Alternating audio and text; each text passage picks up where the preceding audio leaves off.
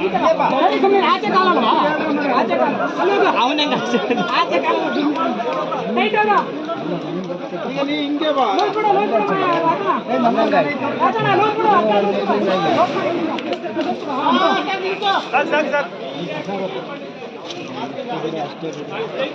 ನಮಗೆ 3 ಆನೆದು ಪರ್ಮಿಷನ್ ಸಿಕ್ಕಿದೆ. ಓಕೆ ಮೂರು ಆನೆ ಕ್ಯಾಪ್ಚರ್ ಮಾಡಿದ ನಂತರ ಈಗ ಜನಗಳ ಮೇಲೆ ದಾಳಿ ಮಾಡ್ತಿರೋಂಥ ಕಾಡಾನೆನ ನೀವು ಈಗ ಟಾರ್ಗೆಟ್ ಮಾಡಿದ್ದೀರಾ? ಅದೇ ಟಾರ್ಗೆಟ್ ಮಾಡ್ತೀವಿ. ಜಾಸ್ತಿ ಆಸ್ತಿ ನಷ್ಟ ಮಾಡಿದಾಗ ಟೈಪು ಅಥವಾ ಬಿಹೇವಿಯರಲ್ ಇಶ್ಯೂಸ್ ಯಾವ ಕಡೆ ಇದೆ ಅದು ಫಸ್ಟ್ ಟಾರ್ಗೆಟ್ ಮಾಡ್ತೀವಿ. ಓಕೆ ಸರ್, ಓಕೆ, ಧನ್ಯವಾದಗಳು ಸರ್. ಹಾಸನ ಜಿಲ್ಲೆ ಸಂಸದರು ನೋಡ್ಬಿಟ್ಟು ತಲೆ ಮೇಲೆ ಕೈ ಇಟ್ಕೊಳ್ತಾರೆ ಅವ್ರ ಬಾಡಿ. ನಾನು ತಲೆದು ಸಿಪ್ಪೆ ಹೋಗ್ಬಿಟ್ಟಿದೆ ಸರ್, ಎಲ್ಲ ಮುಖ ಹುಳೆ ಎಲ್ಲ ಮುರಿದು ಚಪಾಟ್ ಆಗ್ಬಿಟ್ಟಿದೆ. ಅಗ್ಲ ಇರೋ ಮುಖ ನೋಡಿದ್ರೆ ಒಂಥರ ತಲೆನೇ ಗಿರ್ ಅನ್ನೋದು. ನಮಸ್ಕಾರ ಮೆಹಬೂಬ್ ಶರೀಫ್ ಅವರೇ. ನಮಸ್ಕಾರ ಸರ್.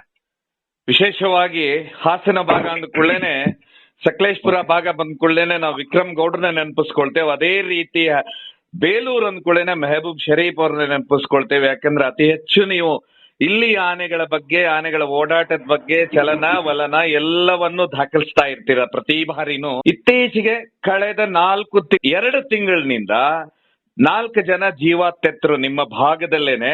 ಹೀಗಾಗಿ ದಿಢೀರ್ನೆ ಸರ್ಕಾರ ಮೊನ್ನೆ ಅರಣ್ಯ ಮಂತ್ರಿಗಳು ಬಂದಿದ್ರು ಬೇಲೂರಿಗೆ. ಹಾಗೇನೆ ಇವತ್ತಿಂದ ಆನೆ ಕಾರ್ಯಾಚರಣೆ ಪ್ರಾರಂಭ ಆಯ್ತು. ತಾವು ಬೆಳಗ್ಗೆಯಿಂದ ಸಕ್ರಿಯವಾಗಿ ಆನೆ ಕಾರ್ಯಾಚರಣೆಯಲ್ಲಿದ್ರ ಸರ್. ಬೆಳಗ್ಗೆ ಎಲ್ಲಿಂದ ಪ್ರಾರಂಭ ಆಯ್ತು ಸರ್ ಇವತ್ತು? ಮೆಹಬೂಬ್ ಶರೀಫ್ ಅವರು ಹೇಳ್ಬೋದಾ ಸರ್? ಹೌದು ಸರ್, ನಿನ್ನೆ ಸಾಕಾನೆಗಳು ನಿನ್ನೆ ಸಂಜೆ 4 ಗಂಟೆ ಸುಮಾರಿಗೆ ಬಂತು ಸರ್.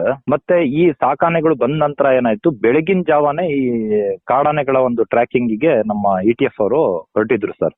ಕಾರ್ಯಾಚರಣೆ ಮಾರನೇ ದಿವಸನೇ ಮಾಡಬೇಕು ಅಂತ ಹೇಳ್ಬಿಟ್ಟು ಒಂದು ಆದೇಶ ಮೇರೆಗೆ ಏನ್ ಮಾಡಿದ್ರು, ಬೆಳಿಗ್ಗೆನೆ ಹೊರಟಿದ್ರು. ಬೆಳಿಗ್ಗೆ ಹೊರಟಾಗ ಈ ಕೊಡಗು ಭಾಗದಿಂದ ಒಂದು 4 ಕಾಡಾನೆಗಳು ಹೊಸದಾಗಿ ಬಂದಿದೆ ಸರ್ ನಮ್ಮ ಏರಿಯಾದ ಕಡೆ, ಬೇಲೂರು ತಾಲೂಕಿಗೆ. ಆ ಕಾಡಾನೆಗಳಲ್ಲಿ ಈಗ ಒಂದು ಗುಂಪಿರೋದೆಲ್ಲ ಟೋಟಲು ನಮ್ಮ ಕೋಗೋಡ್ ಭಾಗದಲ್ಲಿ ಇದೆ. ಒಂದು ಮೊನ್ನೆ ಮಹಿಳೆ ಸಾವಾಯ್ತಲ್ಲ ಸರ್, ಸುಶೀಲಮ್ಮ ಅಂತ ಹೇಳ್ಬಿಟ್ಟು ಹೀಗೆ ದಾಳಿ ಮಾಡ್ತು ಕಾಡಾನೆ.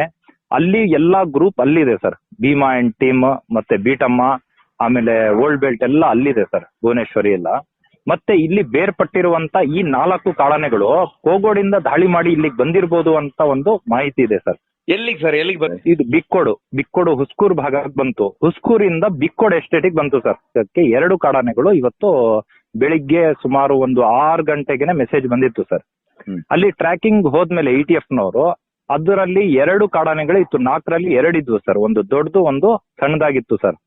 ಅದು ಆ ಕಾಡಾನೆನ ಹಿಂಬಾಲಿಸ್ತಾ ಹೋದವರು ETF-ನವರು ಅದಕ್ಕೆ ಅರವಳಿಕೆ ಮದ್ದು ಕೊಟ್ಟಿದ್ದು 9 ಗಂಟೆ ಸುಮಾರಿಗೆ ಸರ್. ಅದಕ್ಕೆ ಟ್ರ್ಯಾಕ್ ಮಾಡ್ಬಿಟ್ಟು 9 ಗಂಟೆ ಸುಮಾರಿಗೆ, ಯಾಕಂದ್ರೆ ಬೆಳಗಿನ ಜಾವ ತುಂಬಾ ಮಿಸ್ಟ್ ಇದ್ದಿದ್ ಕಾರಣ ಟ್ರ್ಯಾಕಿಂಗ್ ಆಗಿಲ್ಲ ಸರ್. ಮತ್ತೆ ಇಂಜೆಕ್ಷನ್ ಹೊಡೆಯಕ್ಕೂ ಆಗಿಲ್ಲ, ಡಾಕ್ಟರ್ಗಳೆಲ್ಲ ಹೋಗಿರ್ಲಿಲ್ಲ. ಅದ್ರ ನಂತರ ಒಂದು 9 ಗಂಟೆಗೆ ಅದಕ್ಕೆ ಡಾಟ್ ಮಾಡ್ತಾರೆ ಸರ್. ಇವತ್ತು ಬೆಳಿಗ್ಗೆ ಸರ್.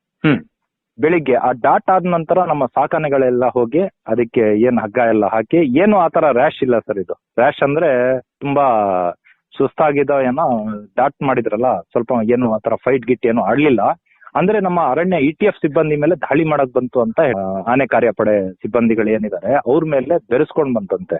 ಏನ್ ಟ್ರ್ಯಾಕಿಂಗ್ ಹೋಗಿದ್ರು ಆ ಸಮಯದಲ್ಲಿ ಬೆರೆಸ್ಕೊಂಡ್ ಬಂದು ಅವ್ರ ಮೇಲೆ ದಾಳಿ ಮಾಡೋ ಒಂದು ಸ್ವಲ್ಪದ್ರಲ್ಲಿ ಒಂದು ETF ಸಿಬ್ಬಂದಿ ಒಂದು ತಪ್ಪಿಸ್ಕೊಳ್ತಾರೆ ಸರ್. ಅಂದ್ರೆ ಒಂದು ಇವತ್ತು ಅನಾಹುತನೂ ಆಗೋದು ಅಂತ ಹೇಳ್ಬೋದಿತ್ತು. ಸಿಬ್ಬಂದಿಗೆನೆ ಒಂದು ಏನಾದ್ರು ಒಂದು ಹೆಚ್ಚು ಕಡಿಮೆ ಆಗೋದು ಅಂತ ಮಾಹಿತಿ ಇದೆ. ಇವತ್ತು ಯಾವ್ಯಾವ ಆನೆಗಳಲ್ಲಿದ್ದು ಕಾರ್ಯಾಚರಣೆಯಲ್ಲಿ ಭಾಗವಹಿಸಿದ್ದು ಸರ್? ನಮ್ಮ ಸಾಕಾನೆ ಭೀಮಾ, ಧನಂಜಯ, ಮತ್ತೆ ನಮ್ಮ ಪ್ರಶಾಂತ, ಒಂದು ಮಹೇಂದ್ರ, ಈ ಏಕಲವ್ಯ, ಇವೆಲ್ಲ ಒಂದು 7 ಆನೆ ಬಂದಿದೆ. 7 ಆನೆ ಬಂದಿದೆ. ಅದರಲ್ಲಿ ಅಭಿಮನ್ಯು ಇಲ್ಲ ಸರ್ ಈ ಸತಿ.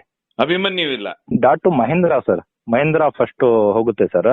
ಇಲ್ಲಿಂದ ಬೇಗ ಬಂದಂತ ಮಹೇಂದ್ರ ಮತ್ತೆ ನಮ್ಮ ಧನಂಜಯ ಮತ್ತೆ ಪ್ರಶಾಂತ ಸರ್. 3 ಆನೆಗಳು ಫಸ್ಟ್ ಹೋಗ್ತವೆ ಸರ್. ಅದ್ರ ನಂತರ ಮತ್ತೆ 4 ಆನೆಗಳು ಅಲ್ಲಿಗೆ. ಅಂದ್ರೆ ನೆಕ್ಸ್ಟ್ ಸರ್ದಿಯಲ್ಲಿ ಭೀಮಾ ಹೋಗ್ತಾನೆ? ಹೌದು ಸರ್, ಭೀಮಾ ಹೋಗ್ತಾನೆ ಸರ್. ಅದರ ಅರ್ಥ ನೀವ್ ಹೇಳ್ತಾ ಇರೋದು ಕ್ಯಾಪ್ಟನ್ಶಿಪ್ ಬಂದು ಮಹೇಂದ್ರಂದು. ಈಗ ಮಹೇಂದ್ರ ಇವತ್ತಿಂದು ಕ್ಯಾಪ್ಟನ್ಶಿಪ್ ಮಹೇಂದ್ರದ್ ಅಂತ ಹೇಳ್ಬೋದು. ಅದ್ರ ಮೇಲೆನೆ ಹೋಗ್ತಾರೆ ಸರ್. ಕರೆಕ್ಟ್ 9:09ವರೆಗೆ ಡಾಟ್ ಆಗುತ್ತೆ. ಡಾಟ್ ಆದ್ಮೇಲೆ ಹೆಚ್ಚು ಕಡಿಮೆ ನಮ್ಮ ಸಾಕಾನೆಗಳೆಲ್ಲ ತೋಟದೊಳಗಡೆ ನಡ್ಕೊ ಹೋಗೋ ತನಕ ಅರ್ಧ ಮುಕ್ಕಾಲ್ 1 ಗಂಟೆನೆ ಸರ್. 10:30 ಸಮಯ ಆಗುತ್ತೆ.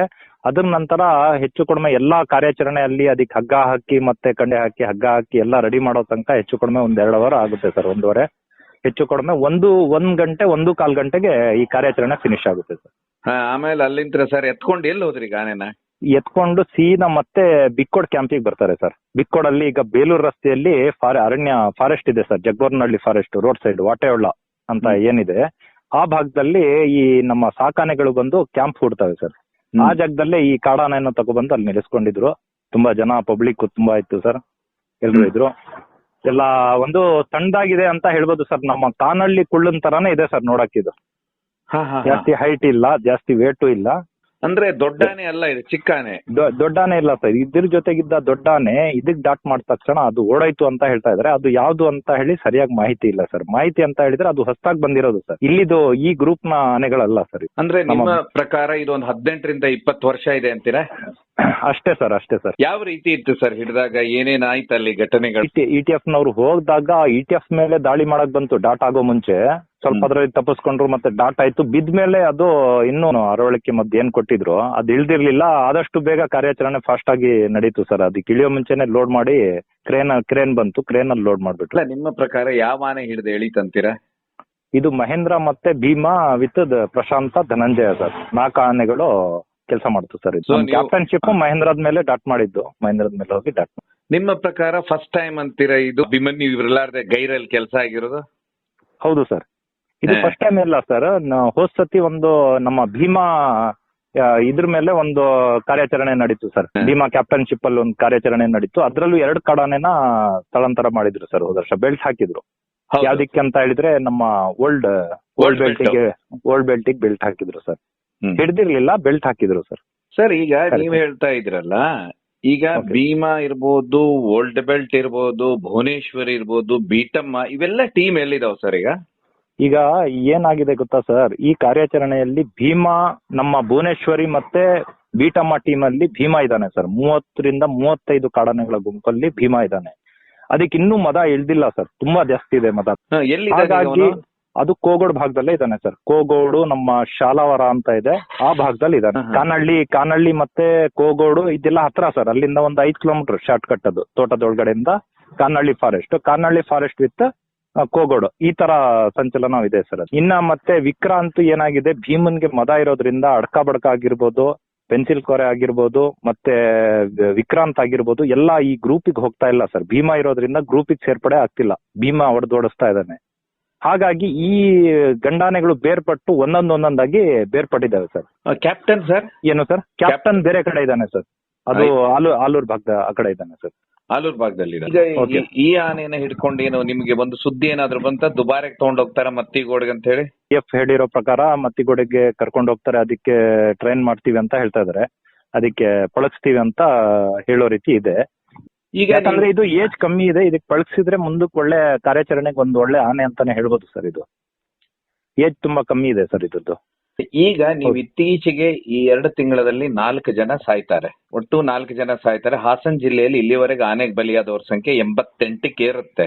89 ಆಯ್ತು ಸರ್. ಈಗ 89 ಆಯ್ತು. 89. ಅದರಲ್ಲಿ ನೀವು ಫಸ್ಟ್ ಯಾರನ್ನ ಸರ್, ಯಾರು ಡೆತ್ ಆಗಿದ್ದು, ಎಲ್ಲಿ, ಯಾವ ಆನೆ ಹೊಡಿತ ಅಂತ ಹೇಳ್ತಿರ್ಬೋದಾ ಸರ್? ಇದು ಏನಾಗಿದೆ ಅಂತ ಹೇಳಿದ್ರೆ, ಭೀಮಾ ಬಂದ್ಮೇಲೆ ಈಗ ಹೊಸದಾಗಿ ಆನೆಗಳು ಸೇರ್ಪಡೆ ಆಗಿದೆ ಸರ್. ಇದು ಕೊಡಗು ಭಾಗದಿಂದಾನು ಮತ್ತೆ ಚಿಕ್ಕಮಗಳೂರು ಭಾಗದಿಂದಾನು ಈಗ ಸರಿಯಾದ ರೀತಿ ನಮ್ಮ ಹಾಸನ ಜಿಲ್ಲಾ ಅಧಿಕಾರಿಗಳು ಇವತ್ತು ETF ಸಿಬ್ಬಂದಿಗಳಿಗೆ ಸರಿಯಾದ ರೀತಿ ಜೀಪ್ ಕೊಟ್ಟಿಲ್ಲ, ಮತ್ತೆ ಶೂಸ್ ಕೊಟ್ಟಿಲ್ಲ, ಸರಿಯಾಗಿ ನಮ್ಗೆ ಇನ್ಫಾರ್ಮ್ ಕೊಟ್ಟಿಲ್ಲ. ರಾತ್ರಿ ಡ್ಯೂಟಿ ಮಾಡಕ್ ನಮ್ಗೆ ಜೀಪ್ ಇಲ್ದಲ್ಲೇ ಕ್ಯಾಂಪ್ ಹಾಕಿ ಅಂತಾರಂತೆ. ಓಡಾಡಕ್ ಜೀಪ್ ಕೊಡಲ್ಲ ಅಂತ. ಅವ್ರದ್ದು ಪ್ರಾಣನೇ ಈಗ ಓಡಾಡಕ್ ಕಷ್ಟ ಇದೆ ಅಂತ ಹೇಳ್ಬಿಟ್ಟು ಅವರು ಮಾಹಿತಿಗಳು ಸರಿಯಾದ ರೀತಿ ಕೊಡ್ತಾ ಇರ್ಲಿ. ಈಗ ಆಕ್ಚುಲಿ ಸಾಯಕ್ಕೆ ಕಾರಣ ಏನಾಗಿದೆ ಅಂತ ಹೇಳಿದ್ರೆ, ಆನೆ ಮೇಲೆ ದೂರದು ಅಲ್ಲ, ನಮ್ದು ತಪ್ಪಿದೆ ಅಂತ ನಾವು ಒಪ್ಕೋಬೇಕಿದೆ. ಇಲಾಖೆದು ದೊಡ್ಡ ತಪ್ಪಿದೆ ಅಂತ ಹೇಳ್ಬಿಟ್ಟು ಅದರಿಂದಾನೇ ಈ ಘಟನೆಗಳು ನಡೀತು. ಯಾಕಂತ ಹೇಳಿದ್ರೆ, ಈಗ ಕಾರ್ಯನಿರ್ವಹಿಸುವಂತ ಸಿಬ್ಬಂದಿಗಳಿಗೆ ಸರಿಯಾದ ರೀತಿ ಅವರಿಗೆ ಒಂದು ಸವಲತ್ತನ್ನು ಕೊಡದೇ ಇರೋ ಕಾರಣ ಇದು ಇಷ್ಟು ಡೆತ್ ಆಗಕ್ಕೆ ಕಾರಣ ಸರ್. ಯಾಕಂದ್ರೆ ಭೀಮಾ ಅಂಡ್ ಟೀಮ್ ಭುವನೇಶ್ವರಿ ಬೀಟಮ್ಮ ಎಲ್ಲ ಒಂದ್ ಕಡೆ ಇದೆ ಸರ್. ಅದರಲ್ಲಿ ಬೇರ್ಪಡಲ್ಲ, ಅದು ಗುಂಪಾಗೆ ಇರುತ್ತೆ ಸರ್. ಅದರಲ್ಲಿ ಇರುವಂತ 35ರಿಂದ 40 ಆನೆಗಳು ಜಗ್ಬೋರ್ನಹಳ್ಳಿಲಿ ಇದ್ದಂತ ಆನೆಗಳು. ಆ ಆನೆಗಳಿಂದ ಬೇರ್ಪಟ್ಟಿರುವಂತ ಗಂಡಾನೆ ಮತ್ತು ಮಕ್ನ ಇದೆ ಸರ್. ಇನ್ನೊಂದು ಮಕ್ನ ಬಂದಿದೆ. ಆ ಮಕ್ನ ಏನ್ ಮಾಡ್ತಾ ಇದೆ, ಈ ಸಿಂಗಲ್ ಆಗಿ ಓಡಾಡ್ತಿರುವಂತ ಆನೆಗಳ ಮಾಹಿತಿ ಈ ಸಿಬ್ಬಂದಿಗಳು ಜನಗಳಿಗೆ ನೀಡ್ತಾ ಇಲ್ಲ ಸರ್. ಒಳಗಡೆ ಹೋಗ್ತಾ ಇಲ್ಲ, ಟ್ರ್ಯಾಕಿಂಗ್ ಮಾಡ್ತಾ ಇಲ್ಲ. ಅದೇ ಎಫೆಕ್ಟೆಡ್ ಇವತ್ತು ಜನಗಳು ಸಾಯಕ್ ಕಾರಣ ಆಗಿದೆ ಅಂತ ನಂದು ಇಲ್ಲಿ ನಾವು ಅನುಭವ ಇರೋದು, ನಮ್ಗೆ ಕಣ್ಣಲ್ಲಿ ನೋಡ್ತಿರುವಂತ ಒಂದು ದೃಶ್ಯಾವಳಿ ಸರ್. ಇದು ದೃಶ್ಯ ಅಂತ ಹೇಳಿದ್ರೆ ನೋಡ್ತಾ ಇರೋದು. ನಾವ್ ಎಷ್ಟು ಹೇಳಿದ್ರು ಸಿಬ್ಬಂದಿಗಳ ಒಂದು ಕೊರತೆ ಆ ರೀತಿ ಇದೆ.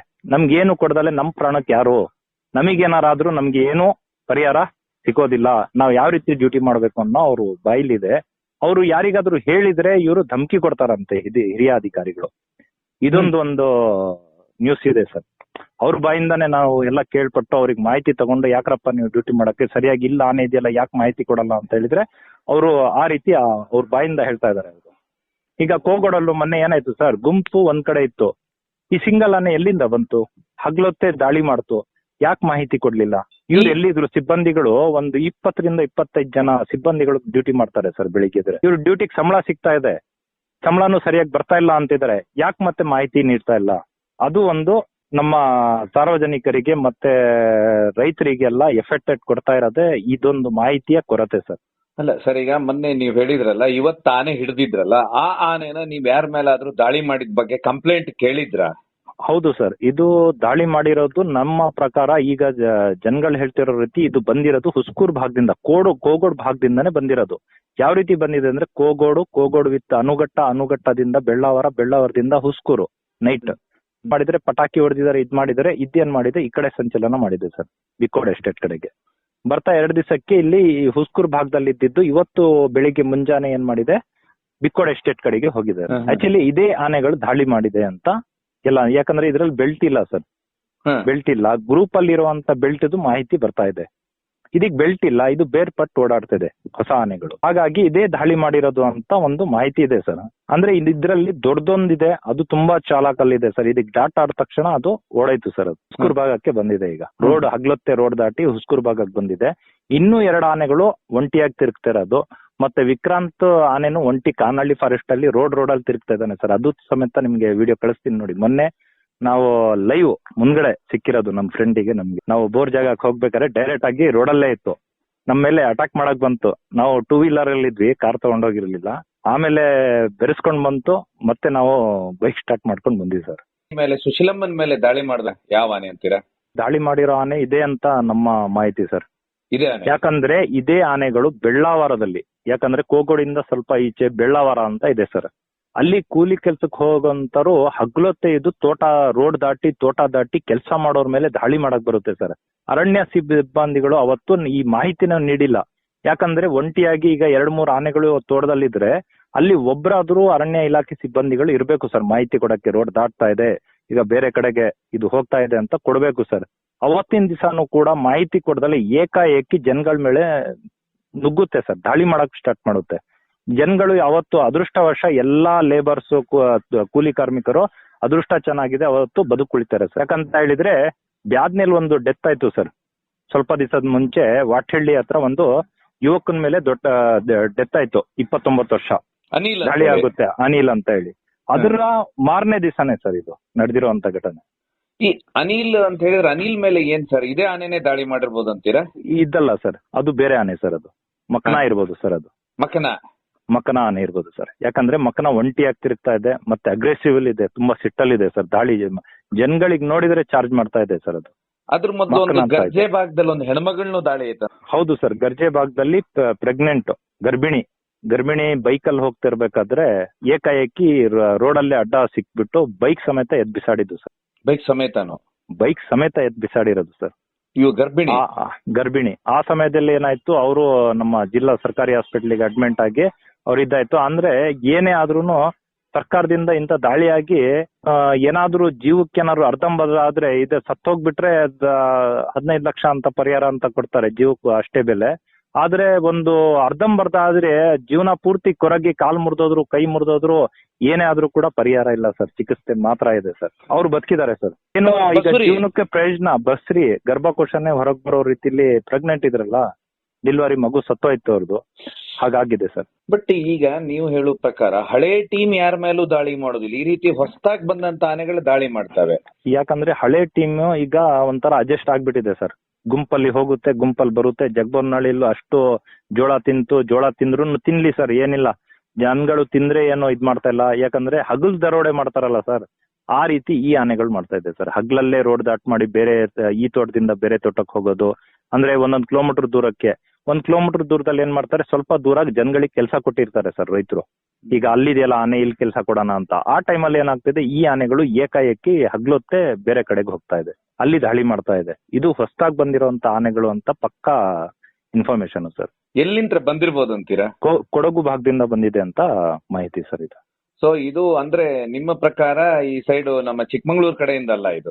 ಅಲ್ಲ ಸರ್, ಚಿಕ್ಕಮಗಳೂರು ಕಡೆಯಿಂದಲ್ಲ, ಕೊಡಗು ಭಾಗದಿಂದ ಬಂದಿರುವಂತ ಆನೆ. ಈಗ ಭೀಮಾ ಇರೋದ್ರಿಂದ ಚಿಕ್ಕಮಗಳೂರು ಕಡೆ ಆನೆಗಳು ಯಾವ್ದು ಬರ್ತಾ ಇಲ್ಲ ಸರ್.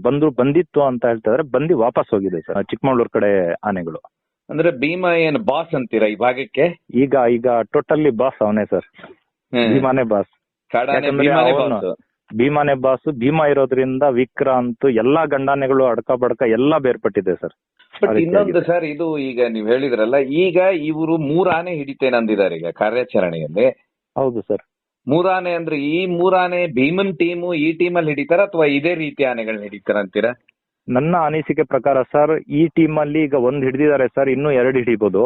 ಮತ್ತೊಂದು ಕಾನಳ್ಳಿ ಕುಳ್ಳ ಅಥವಾ ಮಕ್ನ ಆನೆನ ಹಿಡಿಬಹುದು ಸರ್. ವಿಕ್ರಾಂತ್ ಟಾರ್ಗೆಟ್ ಅಲ್ಲಿ ಇಲ್ಲ?